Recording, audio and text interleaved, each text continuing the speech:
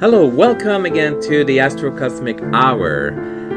My name is Michelle Chiquan. Today's guest, we had the amazing, fun, exuberance of energy. Her name is Angele from My Happy Medium. Hello, Angele. Welcome to the show. Hello, Michelle. Thank you very much for inviting me. I'm excited. So last time we met, you actually did my tarot cards, and it was so incredible. Your energy was just out of this world. I guess both our energy was very, very strong at the time, and my partner was with me there as well. So it was so much fun. My reading was actually very accurate in a lot of ways. And it's just because I guess I'm very open. Like, you know very well, when we do a tarot or a reading on somebody, you have to be open. That's correct, right? Oh, yeah. But I love it even if you're closed. Like, to me, it doesn't matter. You'll read through them. Well, yeah. You usually get a minute to win it. So you have and as an empath, if you're a well-trained empath by knowing thyself, you know the difference between your energy and what you're providing and then the energy that you're connecting with. So, I literally feel the other person, That's good. So you say, I know you're very sensitive, even if closed or open, you still read them and so forth. Mm-hmm. So what are the tools? Like, I'll ask you quite a lot of questions. My mind is so full of questions for you because you're so all over the place. To me, it's all over the place. But I love that energy. So your gift come from where? And how long do you have your gift? Is it a family? How does that gift came from? Okay, so the gift. I'm still unwrapping a lot of it. It's like one of those gifts that you get that has a box, and then inside the box, and it's all duct taped, and you're constantly unwrapping it, and you never know what it is that you're getting. I've had this gift, whether you want it, I would say it, unfortunately, since I was about 4 or 6 years old, was my first real experience with my psychic ability and my predictions, and it was very traumatic, and it set off decades. It didn't stop. It never would go away. So it's been a long time with it. I think over the last decade, I think since probably 2010-ish, 9-ish, 8-ish, that's when I really said, after doing readings for a long time, but I created my happy medium, which I knew is like, okay, I'm going to have to become happy. Right, like, so I'm creating, because I did really literally go with one extreme to the other. Like, there's a fine line between psychic and psycho, and I know that gets a lot of people laughing when I do it when I deliver it a certain way. But it's not very funny. Yeah. Because as a psychic, of course. And I didn't, to answer some of your other questions in this, I did not have any training. I didn't have anybody. I grew up, I'm a recovering Catholic. My grandma was very, very Catholic. And my mom if my mom knew anything about the occult, I surpassed whatever she. And if you did my chart, if you were an astrologer and you did my chart, in my chart, it actually says one of my parents was really deep into the occult, which I'm sure you can probably pick that up on. But then I was raised by lesbians, and I never knew my father. My father is nothing. So if it does come from my family, I would assume that it would be stemming more from my father than from my mother. But then she was also very open and aware, but I saw the fear in her eyes multiple times when I was talking. Yeah. So, as a kid. So does your mom does any, or no, it's just there, or maybe it was dormant? She was killed when I was 19. Okay. So I'm 52 now, so it's actually tomorrow will be 33 years, wow. Right? She's been gone. but by no means is she silent. This is where a lot of the mediumship comes in. But she helped me as much as she could. Like there was multiple times that she would, you know, try to calm me down, and you know, like I knew it was really hard for her. I freaked her out quite a bit, and I really tripped out her friends because like they'd be all sitting, and even when I became a teenager and everybody's partying, I'm like dumping readings and spiritual enlightenment while I'm getting high, and everybody's like, Angel, you like, it's too much, man, it's too much. So it's always been too much or not enough. So there's multiple plays on the happy medium there. Yeah. So, and then of course when I was younger I didn't have any filter, you know, like I didn't learn any filtering, right? So it's yeah. It's been a long journey, dude. Well, I know you wouldn't have any filter because when I look at your name, there's a lot of ones in your name. And ones are like, just say the way it is. And at the end, it's always like, oops. There's a lot of oops moment with a lot of ones. Because ones tend to just say the way it is. So I noticed that there's a lot of letter one in your name and so forth. And communication is not an issue. So what are the tools you like to use? Well, predominantly, Yep. honestly, like I said to you earlier before you started recording, I was going to answer you as honestly as I can. I don't like using any tools. I don't like them. But that being said, I know that people liked cards, right? And cards is a big thing. And I don't know about you, but I was raised Catholic, right? So I knew that you didn't need cards. You just needed God, and you needed to, you know, and you didn't even need the priest, but try to figure that out back then, right? But so there's a little bit of a story about how maybe I don't know if I got time to say that right now, but I was kind of sort of forced to use cards. So the first deck of cards that I got, I was given my oldest daughter who turned 34 a few days ago. She was playing at her friend's house, and this is like way back in, I think, the mid 90s, 96-ish, 97-ish. And the mother of her friend was like, oh, you have, Angel, for a month now, you have to have these cards. They've been telling me that they have to go to you, and you can't do anything with them. You can't give them away. You can't sell them. And when you die, you have to leave them to a museum. Like this, she's like adamant. And you could see her. She's like this. If I was to do a casting show and I wanted a really good witch, I definitely would cast this chick because she was like... boom.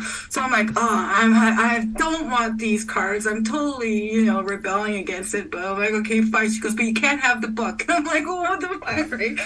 So I take the book home, and then I find out they're the original print from 1909. They're the Edgar Waite, Pamela Colin Smith deck. But on the deck, it's the Thoth Hermes Tarot. So I don't know if you know anything about the occult. I've done a lot of learning over the decades. And Aleister Crowley was a part of the Golden Dawn back at that time, and he did create this tarot deck. And again, trust me, I don't like decks. Wait till you hear the story. So anyway, I find out it's the original deck from when the three of them put it together. So this is before US Games got the original tarot and distributed it to the one that you have now. So it's a very old deck. It's like over 100 years old. And I was like, well, whatever, man. I told you I don't want to do tarot cards. I'm not going to use tarot cards. And I keep hearing, Angel, no, you need to use cards. I'm like, well, I don't want to. They go, well, people want you. They resonate with the cards. I'm like, but... And even before my 20s, my girlfriend used to drag me to tarot card readers, and I'd bitch her out because I was a psychic already. I'm like, you don't need any of this stuff. So anyway...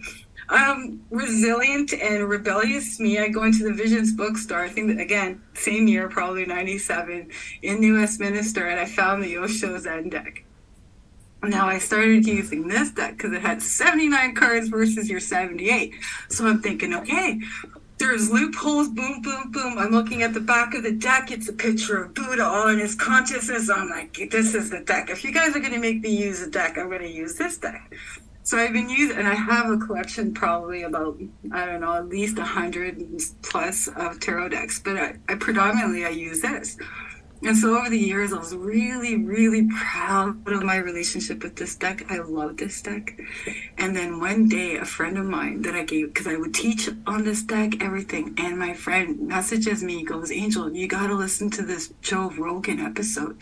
I think that guy in the master card, because there's 79 cards in this, right? And Yeah. it's Osho. It's a picture of Osho. He goes, you got to go on Netflix and watch Wild Wild Country. And I was like, okay, and I was like, oh my God, are you kidding me?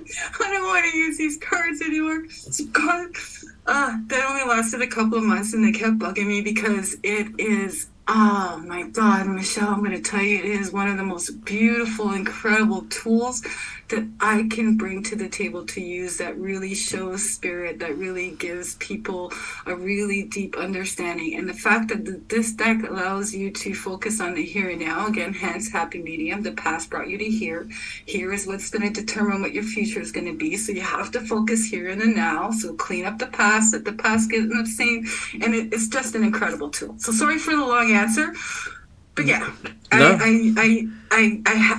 I use the Osho Zen, and I've gotten a lot of flack by the Christians, and I've lost, like, there's quite a bit of stories about using the cards, but when I'm ready to and allowed to use the Bible, I think it will become a fair game, because then I can read from both. because I think we use that deck with me. Mm-hmm. Yeah. I do it with everybody. Yeah. If you're going to get a reading from me, it's this deck or no. Because I find the energy was incredible through my hand. I'm like, I say, I don't know those cards, but there's a lot of energy in it, and it was very. And when I do reading, I'm a very positive person as an attitude, so I don't really see a lot of the negative, but I see a lot sometimes the warning.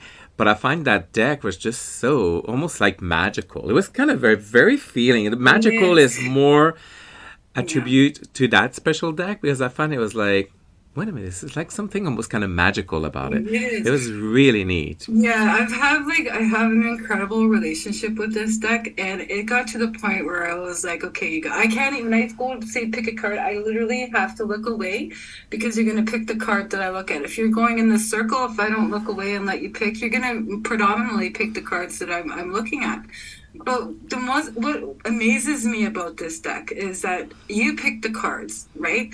And I don't know the cards. The cards aren't marked, and I start the reading, and pretty much 9 out of 10 times, I'd be doing a reading and I'm just picking up this, that I have to give you this message, and then I'll flip over the next card and it's like right there. And then there's some times where I'll actually say a word in the reading and flip the card and it's the same word as I'm saying, or it's just an incredible deck. So it's like, if I'm going to have to use cards, then I'm going to use this. And unfortunately, the story behind it, dude, is just like there's a happy medium there because like nobody needs 364 Rolls Royces or a diamond crusted throne or well, mind you, I wouldn't mind the one jet plane because we would have some fun on that, but the communities that he had popped up all, so I know he's one of my guides. Like I know, because I cannot, it's really, if I wanted to say tomorrow I'm going to use it, I'm not allowed to use any other deck than this stuff. It's kind of weird. I do like my Archangel Michael from Darwin War 2. And I did it was a choice between becoming a certified insane or a certified angel card reader where you can get an angel reading by angel.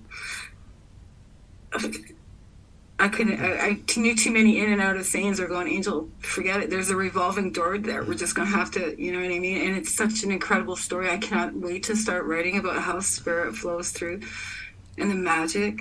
It's just, the journey is just, and so to be able to meet somebody like you, when I say it is a breath of fresh air, because I know that you see. And so I'm curious to see what you say. But I'm here to answer any questions and just there's no problem. Signals you can tell me to shut up. The one thing I noticed is like when you were doing the reading, when I was picking up the card, you actually did, when you did the spread out of the card, you did a full circle, closing the circle. We don't see that often. No, you will never see that. I don't think anybody has done that. And again, I said if I'm going to have to read cards, like let's pull Frankie, what's his name? Frank Sinatra. If I'm going to do it, I'm going to do it my way. And I'll do what everybody else is doing it, but I'm going to have to spin it so that I'm okay with it. So it's not that I'm against tarot reader. I think it's the intention behind that. And I think that's very important when it comes from the reader's point of view, also the querent's point of view. And I think there is, and I've been trying hard to establish that happy medium, right? So for me, I take this stuff very, very, very, very, very seriously, probably too serious. But I remember my past lives, though. I remember certain things. So I know in this life I'm trying to make up and making sure I'm, okay, whose ass did I kiss? Because I think this time I got to kiss it. So where are you? Kind of a deal. Do you know what I mean? But I have to be very mindful, and the intention behind the reading is very pure. So with the full circle, that is very magical. That is. I do that, and there is no outside influences coming in. There is a direct link between me and you, the spirits that are and the powers that be, right? And then by me, you at the end with that last card, because you'll always know now how I do my readings, and you'll know, and any of your listeners will know if they got a reading from me, that they get that 11 card. So I just kind of took away the first experience that you get with me, because when I first do it and I say, okay, pick out 10 cards, you're in there, you're looking around that circle, you're going all, and you're putting that 10 in.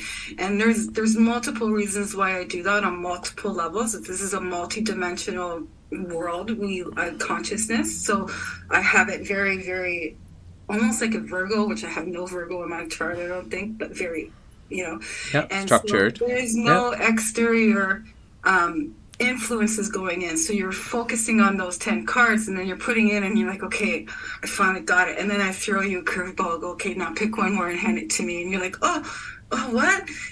So like, I didn't know. So then now you're going, and it doesn't matter, because any card that you pick, that's the card that it's supposed to be. But I love that. And then you hand that card to me. And then with you handing that card to me, you're trusting me, and you're giving me full permission to step into your energetic space, to your heart, to your soul. And for that, I become very mindful. So I don't need to know, like, the devil's in the details, and at some point he became a friend of mine, but I don't need to know all your personal details of why your energy is this way, or why you're suffering this way, or where your mind is at. I don't need those personal details. I just need to know where you're at. And by you giving me that extra insight card, I'm wrapping up the circle. Now I know it doesn't matter who flies around me. It's me, you, it's spirit. The circle is closed. And I've watched spirit flow through, like, in such incredible ways, and it just leaves me at all. Sometimes I'm like, I don't want to do this anymore. Like, this is fucked up shit. Like, this is pure magic. And so the more that I witness it, the more that I experience it, the more I see the divinity, the more that I know, okay, I have to be very careful and very mindful in my intention.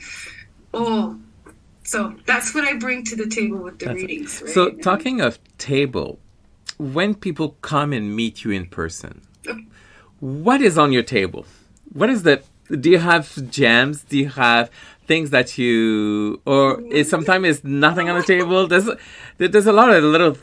Sometimes we love our knickknacks or our own things, right? We possess a lot of little treasures that we love, and when we do reading, we feel comfortable. What a beautiful segue. I was wondering if you were going to try to throw that in. I'm like, how's he going to do that? I have crystals, and usually I have a big rose quartz bowl with thousands of little rose quartz. And if anybody has gone to the gem shows before, they would definitely remember the bowl. Very few people will have my business cards or anything like that, but they'll have that rose quartz crystal, because I have this big bowl, and I like to get people stoned, and then I like them to get high on their own supply. It is rose quartz. It's all about love, self-love, divine love, and then I let them pick a free crystal out of the other bowl, and that brings me so much joy. Oh my goodness, some of the experiences that I had, because nobody gives for free, right? And really the price points on it is just, I can't believe nobody's ever thought about that before, but it's beautiful. And so I do have crystals, and sometimes I have candles that I made. But I do have something very, very special and beautiful that I have put a lot of love into, and that would be my Egyptian oils, yeah, from Egypt. Yeah. So let's talk about Egypt. What Egypt means to you? Oh, that is such a loaded question, and that Because you do oil as well. You do scented oil. So yeah, that's those very are I yeah. handpicked those from Egypt, and when I went to Egypt, and then I knew that Spirit had wanted me to do that. I had back in 2012, if anybody remembers, I used to do angel scents because I was like, oh, I've actually made sense. It was a big joke, right? And I had all essential oils and bottles and stuff, just your basic ones. But then I shut that down like I did with everything else. So there was not a lot of marketing and promotion over the years. And then when I went to Egypt, which is a story in itself, my friend, I ended up at a couple of oil shops, and I heard so loud and clear because it was like, I'm like, when I was told I was going to Egypt, I was like, are you sure you guys want me in Egypt? And they're like, it's detrimental to your future. I'm like, okay, but like what I'm doing right now, like my plan of bringing Egypt to me was working out pretty good. Like, I mean, it was rocking it, right? I don't really need, oh no, you have to. And so I went, and I was brought to three different oil shops. And so at that point in time, I handpicked numerous, I think there was about 21 different oils that I brought back. And then I connected with the friends in Egypt. So now we're partnering up. We're working together. So I've got a lot of sweet plans for that, but it's not a rush. And then I ordered another 10 more. So I have probably like the Baskin Robbins of Egyptian oils, like 31 at least. But there's 26, I believe, that are labeled up, and they're incredible. Some of these oils are from the tombs, the recipes of the tombs. I even have some Cleopatra milk. That's not at the table, but I'll share it with you Yeah. for Christmas. And it's so good. So the oils wasn't for me. It wasn't something that I like. Out of all 31, I only like one. Do you know what I mean? Like, Yeah. I'm really like, oh my God, I love this oil. Like, it's like, oh, but it was for the people. So it's bringing. I had some really incredible experiences in Egypt. One, the out of body experience I had when I fell asleep in the Great Pyramid in the King's Chamber and woke up. And I'm still processing that trip. And so I'm not like in a huge rush to go market and promote anything. Do you know what I mean? Like, I Yeah. know it's coming with time. It's timing, but it's the authenticity, and with Egypt, it's oof, oh ah, it's like how like I want to deep dive in the sands of time until like there's such incredible stories, Michelle. We've only met that one reading, but like I would love to be able to. You can help me make sense of some of the stuff I'm thinking, when I share these. But with Egypt, it's more than it's just magical. It's like for me. There's I know I'm creating a future past life, possibly. Like I may be able to pull this off, but I know for me, and this becomes more of a Buddha Vista kind of a thing where I'm not doing anything unless we're all together. So it doesn't matter how much money you offer me. It doesn't matter. Is it going to be good for all of us as the collective? Because I am only here as the collective, dude. I got stories to tell you. I'm telling you, like who you're seeing here today does not exist if it wasn't for the collective to begin with. So like that's just straight up honesty. So when it comes to Egypt, it just gives me a very kind of like a blank canvas. Like I'm able to do, like, because as a channeler, I'm not very happy about channeling either. Like, and I know I channel energy, and I know nobody has the vibration that I bring in. Like Yeah. the spirit, I know this. I'm not stupid. Okay, Mm-hmm. but at the same time, this is a collection of everybody's energy. So I'm not, it's very intricate. So Yeah. because I know we got Damien got the Mm-hmm. scent, and I know after he tried it on, at first when we, it was very funny because first of all, when I look at the event at the Gem Show, I actually highlight your name. It was weird. It was on my phone. I screenshot. I'm like, I said, oh, okay. We have to look for. I don't know why your name came up for the Gem Show Whoa. out of the blue, and when I left, I was like, "Oh my god, that was the." I said, "Look, Damien, this is the person I was supposed to meet because it was right there. I took a screenshot." So that was very, very interesting for me. And then when you try the oil, because I know Damien sometimes the overcrowded is not a person that deal well with overcrowd. But when he put the oil, he was very comfortable. Not now he was like searching around. There's something that was comfort and give him peace. I don't know if it was a scent or something, but Yeah. it totally was connected to the scent. And after meeting you, we were walking around the place, and he was very calm. He didn't mention about people, the surrounding. He was very at peace. There's a lot of power, and even if you only like one, you choose others for other scent. Sometimes has a purpose for something that you know is going to be useful for someone that will Yeah. connect because you have that Yes. gift of knowing. Mm-hmm. And that's what's very magical about as well the scent. And your booth was very, very interesting because there was a lot, like in your personality, it's very eclectic, right? I think it's a correct Yes. word to use. Yeah, this is correct word. It's sort of all over the place. Yeah, I It's like all over the that. place, but I love that because it's like, oh my god, I'm gonna find something here. It's not organized. It's No, not, no, and no, I no, don't like no. organized booth, It's not showboaty. It's not like and that's what I it's loved about very. your booth. And then we meet you, and I'm just like, oh yeah, she matched the booth. It's all eclectic. Everything is all over the place, but everything is connected at some level. And your Yes. intuition and your gift is just beautiful. But it's like some people are just like they'll be a bit confused at first, Mhm. but after the confusion is gone, they're just like, "Wow, I learned so much today about this. Oh my god, I'm really connected to this gem that we got at our booth and so forth." And because yeah, your energy is so strong, and you teach as well, right? You teach tarot cards. You do sometime tarot. I do. I do. I'm gonna answer this question, but I Sure. just want to Yep. just jump for two Definitely. seconds about the Egyptian oils and the packaging. Yes. Maybe Yes, I can please. explain a little bit. Yep.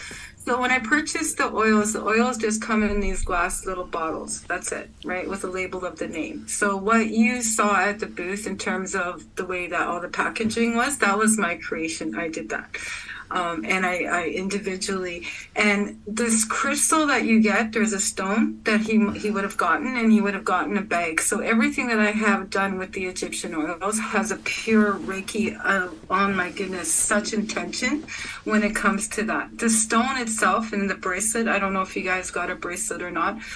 The calligraphy script stone, the Arabic stone. Those stones access your Akashic records, past life recall, and it keeps you grounded and protected, right? And it gives you communication with your guides and your angels. So it just kind of gives you that kind of thing. And then when you're adding in the ancient essential oils, which one did he get? Was it Osiris or Horus? I would have to go and get it. I forgot. So like a lot of each one of those, aside from the flowers of Kara, the blue lotus, the lavender, the frankincense, those are like basic senses. Yeah. But all the Egyptian oil plants, yes, some of them do have specific meaning. Like you may not like the scent, but it's used in a ritual, or it's used for connecting to that deity or to that king or to that queen. So like we're like, and again, it's still a labor of love. I'm going to watch out soon because I'm going to be working with the Egypt. I think I'm going back very soon. I'm not sure exactly what the dates are. And then yes, I do teach. Teaching. I have taught the Osho Zen workshop, but it's been quite a long time since I have done any workshops. I also did workshops on the creative visualization process. I'm not sure exactly why I stopped teaching.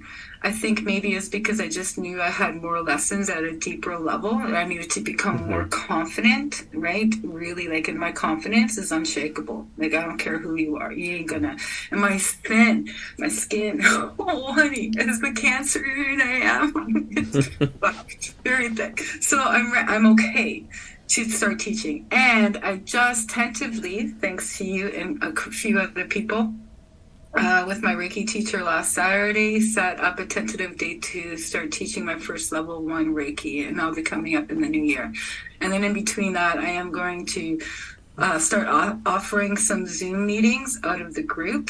I'm tired of keeping quiet. I know it looks like I'm all over the place, but really what I was doing, as from an eclectic point of view, I'm seeing what's going to work. I'm an artist. I'm visualizing it and creating something, and I'm taking little bits of this, little bit of that, a lot of this, and and I'm just creating something that's going to be really unique, and that's really going to embody divinity, and you're going to see spirit. My goal decades ago was to be with spirit every single second of the day, and I did that, and I wouldn't have been able to do that without the collective. And again, there's that happy medium. Angel, you're too much. It's too much energy. Oh, fuck. Okay, so now I gotta tone that down. Okay, I get that. And then there's people that don't, you see me happy, they're gonna sit there and just, it will annoy the shit out of them that I'm happy. And I get that, and I got that. And so, trying to keep the peace and create a happy medium with everybody, and at the still same time reach all levels of consciousness. And that's why it seems like a little eclectic, right? But it's a beautiful eclectic, though. It is beautiful. Like, I love it because then we spend more time in it. Like, a lot of the gem tables when I was walking around, it's so organized that it's just, to me, it's kind of boring. It's just like, okay, and it's like this in the metaphysical industry. Like, for that, there's no personality. It's just, here's the crystals. I'm here for the money. Make the sales. There's no personal relationship with the customers. Some, I can't say that was with everybody, but I think that the main intention with the majority of the people that you're going to find, even at psychic shows, especially back east, like, come on, man, you go to a psychic show back east and they're like, you can't even walk by a booth without somebody shoving you like a flyer to come in and get a reading. Like, that intention is all, it's not the energy that I would want. To me, it's not about the money, right? Like, I'm a painter, I'm a subcontractor, paint long hours sometimes, but I don't need that to be, I'm not saying that it's bad, but I'm just thinking the intention.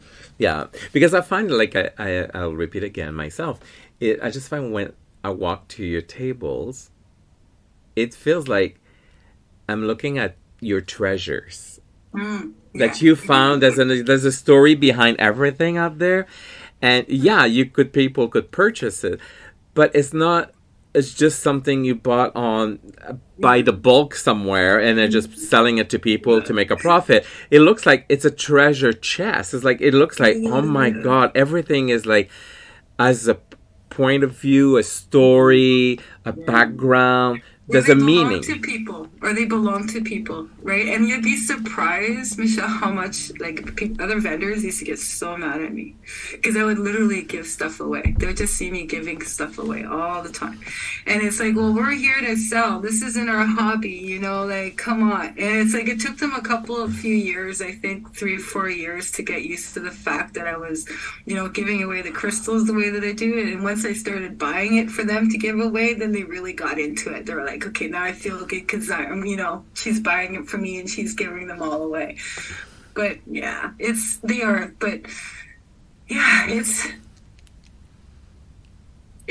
lot of it. Some of the stuff I've had for a long time, some of the stuff I know they're not meant to be sold. The rings sold, like, I could have an incredible booth, and somebody would just come and just be like right there in those rings.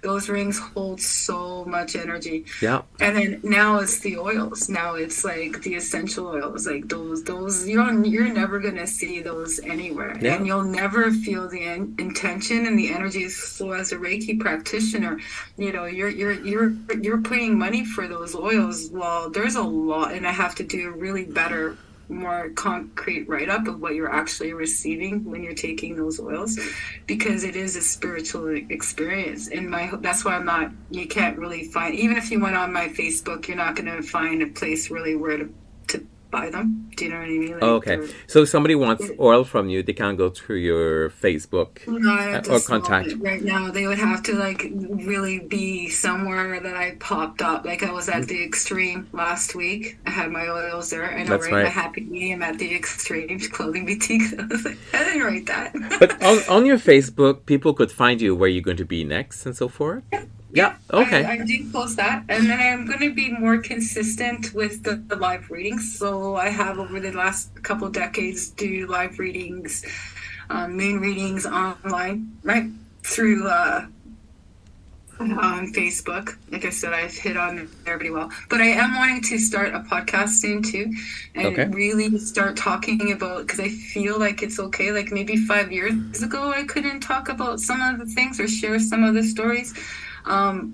But I feel very much now like it's time, and there's some incredible stories that, you know, that are I don't want to not share, because karmic implications of that, because I know a lot of those stories they were meant for teaching tools. So I am, you know, those. Yep. I'm excited. I'm excited because I've never been here before. My kids, I have 5 daughters. They're all in their teenage years. Like there's nobody, you know. Yeah. So I've never been great. here before. It's great. So how do you see in 2024? How do you see 2024? We're about to get into 2024. I personally find this year, for me, in general, the planet was in a year 7. People withdraw themselves from a lot of the people. Now it's coming into money year 8 in numerology. But how do you see 2024?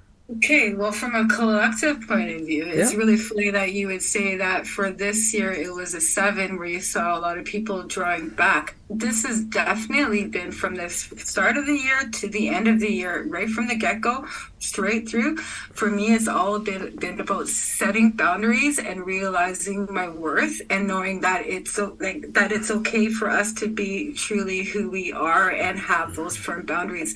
And I notice with a lot of people that I'm reading, or for us as a collective, because I do collective readings when I go online to do a reading, it is a collective, they're all individual.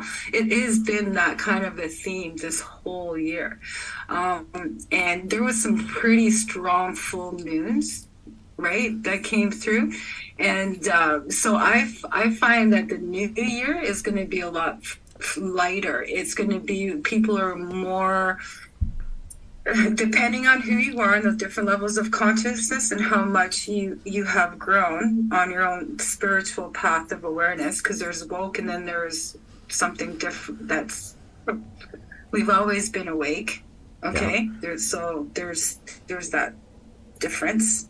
Okay. So if we're looking for the woke, they're still going to be trying to set some of their boundaries, you know, solidify their place in their environment, realize that they're the ones that are creating it. Like, because if they're woke, they're starting to see. And I think for us, the ones that have been awakened all this time, it's more like, man, I can't believe we finally did this. Okay, I'm feeling safe. Yeah, I've got my boundaries. Yeah, okay, let's go. And it's funny that you would say that it's the money year, because it's like, that's what I'm like, yes, because I'm not going to be taken advantage of. I can't say no. I know I've trusted spirit. You too, you should be by now full blown in trust. 100% spirit's got your back. So that eliminates 80% of the worry that the woke people are still dealing with. So I'm finding, I think for 2024, it's more just going with the flow. Here, how about we just pull a few cards? Sure. I got them right here.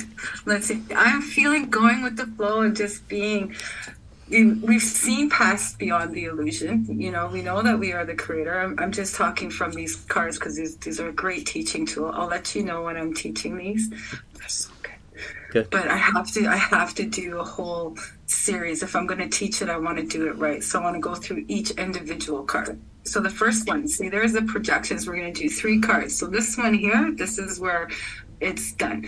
No more projecting. This is the masks. You know what I mean? I'm just going to project what somebody else is. Everybody is starting to see through the layers of that projection. So this is where I'm feeling that okay, I'm going to just be me. I don't care if they like it or not. I'm not, you know what I mean? Like Yep. this, because the projections, right? And people are starting to see through them and getting tired. There's a lot of exhaustion from the last few years. Like, and we all had to go within ourselves, those masks. So the second card, huh, dude, turning in what feels good for me. So you see all these, this is a beautiful, let me tell you about this card. Okay, so you see how the first card is the projections, and you see how they're doing Yep. that math. So sometimes that guy is doing whatever and saying whatever to get her, but they're not happy. That's not truthful, right?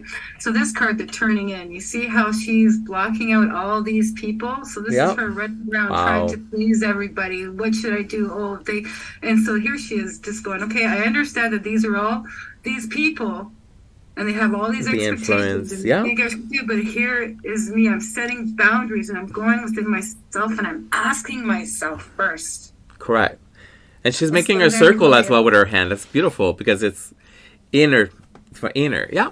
right. That's a So that beautiful was coming card. from the past, projections from the past. We could totally see that. There's been a lot of projections over the last decade, centuries. I don't know how far back past and you want me to go, because I can go pretty fast. Okay. And then there's a turning in, which is here and now. And Correct. that's what we're doing, right? Setting those boundaries. And then here would be going into the future. And I see this as releasing those burdens. And again, if you're running around trying to please all these people without pleasing yourself, what are you going to look at? You're looking at that burden, heaviness, a heavy burden. You know, and I think for a lot of healers and people that are light workers, that are people giving, pleasing,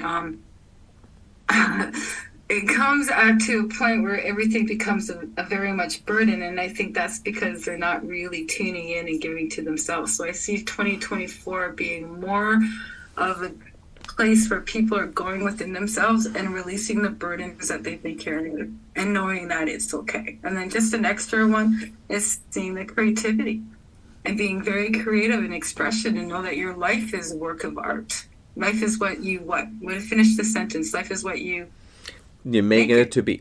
Yep. Right? So where's your creativity? If you're all running around trying to please other people, well, look, there's a lot of, how honest can I be? Different types of people that don't appreciate. Yep. Right?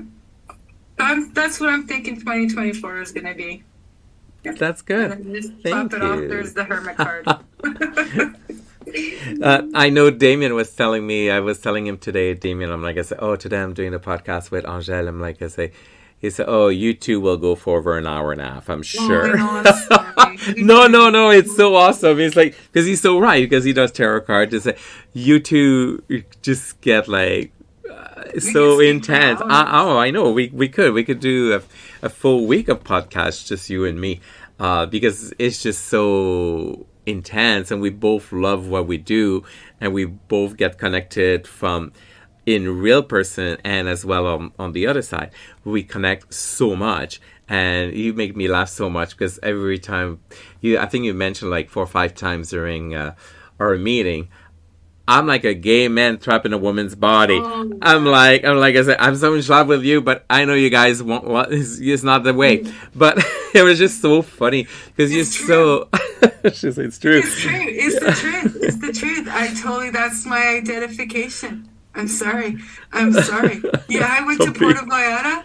Oh my God. I'm like sitting there on the strip and I just see them all walking by and I'm like, they were just so beautiful. And there was so much fun. And I was just like, oh my God. I started crying.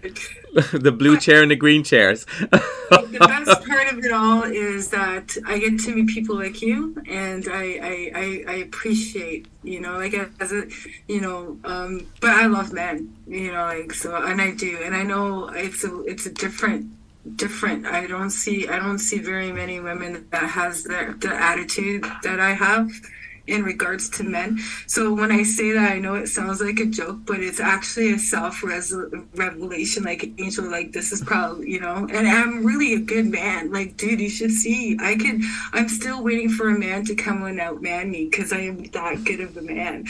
But I'm so feminine. Right? But So you it's you're like, very strong, Angele. I always say to like I think I always believe when I met you and when we had that conversation, I was like, I'm like I say, she's not meeting the right man at time because the men you need to be with you, they need to have balls.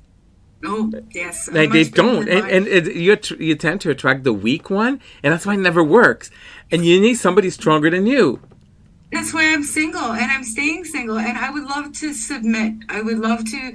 I'm like I said, okay, I'm weird, okay, but I would love to submit myself to a man, but I have yet to find one worthy of my submission.